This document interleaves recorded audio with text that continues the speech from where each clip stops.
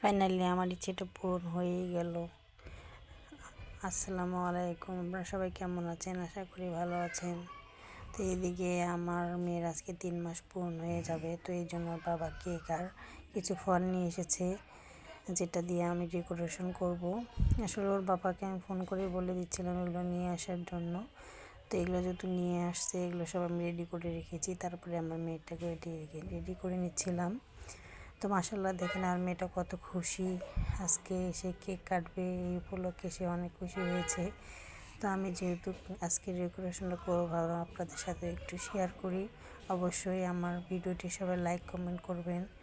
আপনাদের লাইক কমেন্টে আমি উৎসাহ হয়ে আরও ভালো ভালো ভিডিও ছাড়ার চেষ্টা করব।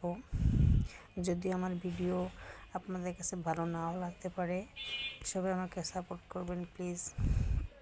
তো ফাইনালি এদিকে আমি সব কিছু রেডি করে রাখছিলাম, এখন আমি এদিকে ডেকোরেশনটা করে নিচ্ছি।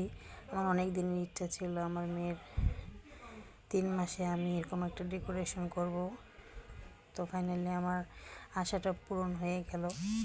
সবাই মেয়ের জন্য দোয়া করবেন যাতে আমার মেয়েটা সুস্থ থাকে, ভালো থাকে। তো এদিকে সব রেডি করে নিয়ে আমার মেয়েটাকে শুয়ে দিচ্ছিলাম, আর শুয়ে দিয়ে ওকে একটু ভিডিও করে নিচ্ছি, যাতে সারা জীবন এটা আমার স্মৃতি হয়ে থাকে, আমার ক্যামেরা বন্দি হয়ে থাকে।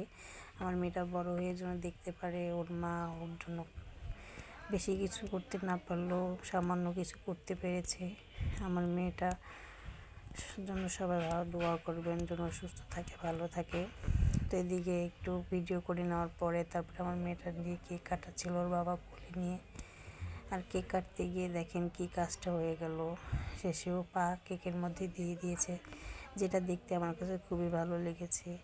এটা আমি সারা জীবন মনে রাখবো। ভিডিওটা দেখলে আমার খুবই খুশি হয়, আনন্দ পায়। তো আজকে এই পর্যন্ত, ভালো থাকবে।